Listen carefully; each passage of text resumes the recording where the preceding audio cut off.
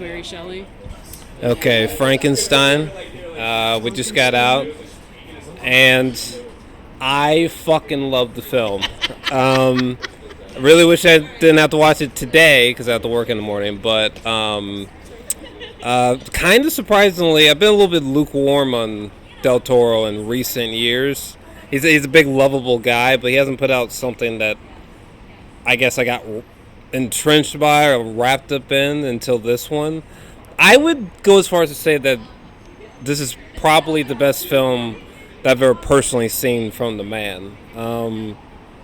It feels like a culmination of everything that he's been tinkering with over the years, whether it be with prosthetics or with creature design or an epic scale, epic visuals. It kind of just seems like the peak of his craft. I don't know if I could give it. I still need to sit on it. I don't know what I'm going to rate it yet. I'm going to stuck between maybe like an 8 or a 9 out of 10. It's kind of where my head's at the current time. I think it's pretty damn strong. It could have maybe lost a few minutes, but that could just be my brain just like wanting it to end so I go to sleep because I have to work in the morning. So I'm not really sure what the truth is there. I need to rewatch it, but you all seem to have loved it. Yeah, I think it's definitely. I'm glad that it's going into theaters. Yeah, because it's for like 2 weeks. Though, it's right? still, or is it still, longer, or is it? I think it's about 2 weeks. 2 weeks. Still, 2 weeks, just okay. to get. I mean, home's going to be nice to be able to just pop it on whenever you want. Yeah. But Yeah. that sitting in the big, that needs to be seen on the big screen. Mm-hmm. I will say to your point, I don't know if I think this is my favorite work of his, but Yeah, what would your favorite? Going to your point of like Shape of culmination, Pinocchio to me, he took a lot of. I need to revisit. I need to check out that Pinocchio. That just the way he It's very crafted dark. that. Yeah, It's but also very just good. that love story that's there between Pinocchio and Geppetto, or whatever name is. Isn't Pinocchio the stop motion one? Okay. But I feel like he took a lot of that heart and that, but on the flip side of it, that dark side of like a parent not accepting their child. Okay. Kind of that side of it. But I thought that he did a really good job of just crafting the emotions of Frankenstein and the complex relationship of Frankenstein. It feels like sort of like Peter Jackson. I love his King Kong. Yeah. I think that's fantastic. You can so make a parallel between those. Yeah. I mean, I don't think it's anywhere near as good as Peter Jackson's But King it's Kong. the monster. It's the monster side of that. But almost, yeah. Yes. It was similar vibes. Yeah, Yes. you could easily sympathize with Frankenstein in this one, or the monster. Oh in this yeah. Jacob as the which is monster Great. was He was so incredible. heartbreaking. Yeah. There were just times where you're just like, Yep. oh, like your heart would just break. I mean, when I first saw him, I was a little bit taken aback because it's a radical, and at least as far as I know, I'm not a big Frankenstein head, but as far as I know, it's a pretty radical departure from how we visually seen the monster before. But Jacob was absolutely really good in the role. I feel like everyone was mostly good. Christoph Waltz was great. Yeah. Mia Goth was decent. Yeah. Mia Goth was good. Kind of felt a little bit out of place at times. Exactly. It just there's nothing with her performance. I just said for me, I just didn't feel the gravitational pull of the tenderness and kindness that everyone saw in her. I didn't see that in the character. To everyone to kind of gravitate towards her, like everyone's in love with her. Yeah. She didn't irradiate that sense of. And I think she's a great actress. Yeah. I think for the role, it was a little bit of. It just wasn't the correct role for her. I didn't have any issues with her. And I know I was telling you before that I didn't get a lot of warmness from anyone, to be fair, but It's Victorian literature. You're really not supposed to. Right, It's British. Yeah, it's Victorian literature. It's not. They're not known for. That's I don't even know. Besides, like her appreciation of life, like insects, but I don't even know what the film said as far as like what was it that irradiated that sense of like what did Victor see in her? What did Victor's brother see in her? What did Frankenstein? I don't know what. Well, was you know that. what Frankenstein saw in her. Yeah. She was the only one that got down on his level, and like she was like what you keep referring to him as it. Yeah. You know, like that's a human being you just created, and yeah. And obviously, not to get into spoilers, but like it's It's an old book. it's told. Well, I mean, the story is told in chapters.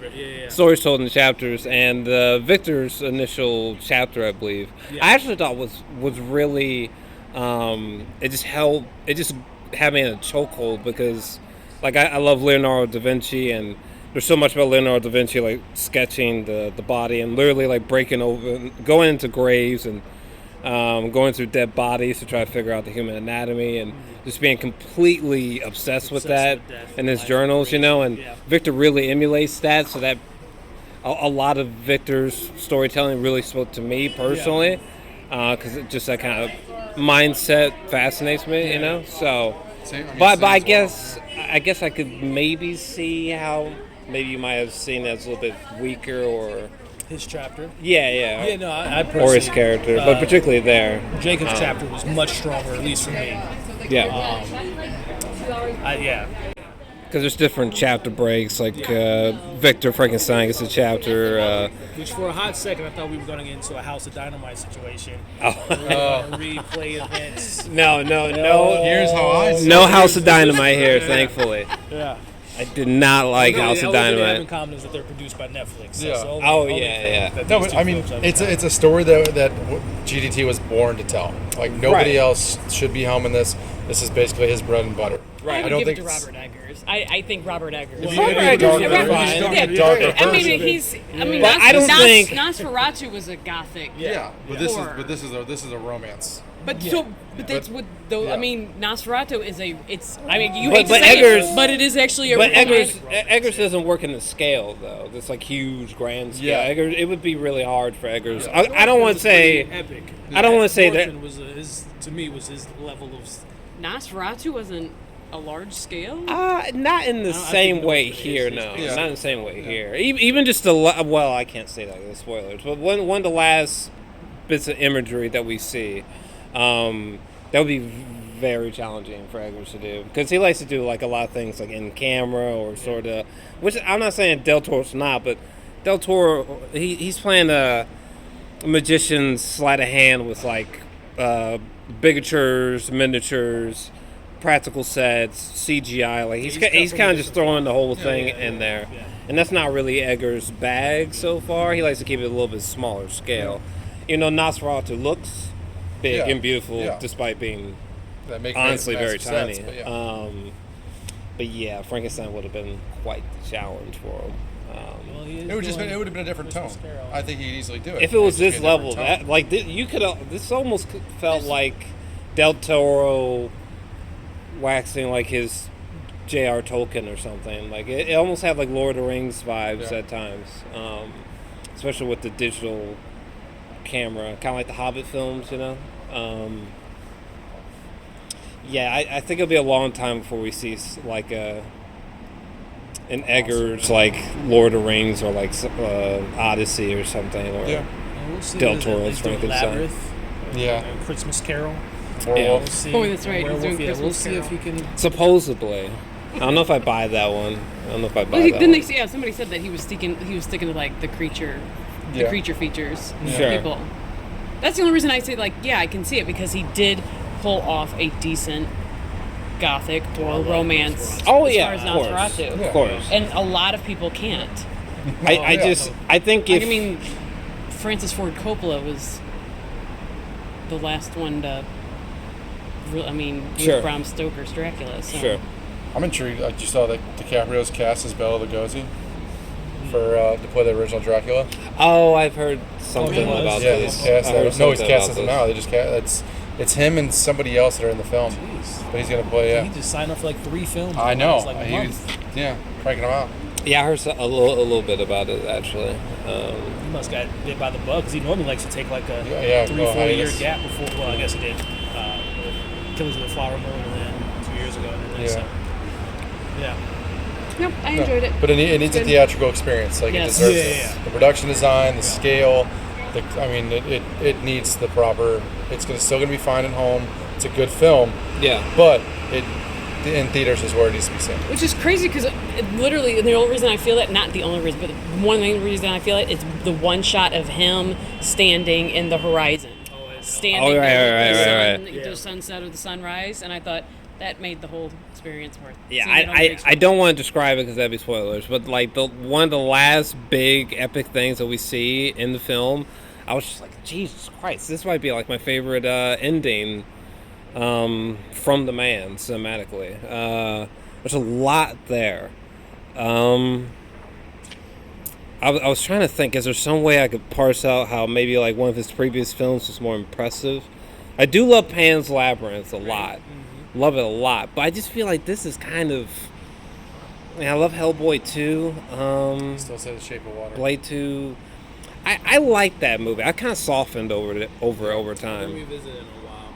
I don't really have that urge to revisit. Right. When I first saw it... No, it's a little, yeah. Yeah, when I first saw it, I was like, oh my God, it's great. And then over time, I was like, all right, it's fine, it's good. And It's I think all right. Nightmare Alley is severely underrated, too. And she's just like fucking this fish man a lot. I'm like, all right, buddy. Sidebar here. I sent a buddy to go see that film. Yeah. And he said, if you ever send me a movie about someone fucking a fish, I'm never going to talk to you again. So you didn't tell him to see the Lighthouse? Sure didn't. Lighthouse is so much better, but It was only a year later. Wasn't that 2017? Something like that. Yeah, we're like 19. That was 19. Yeah.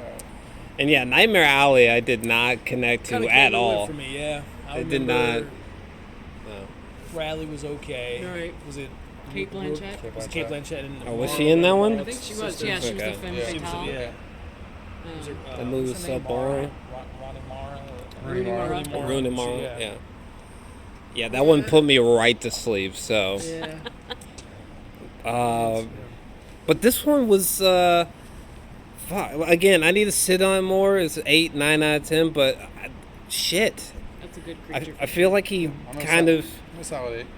I feel like he not only killed it, but I feel like this is just the one for me in terms of like Frankenstein movies. Like I can just stop here unless Eggers does one, I guess.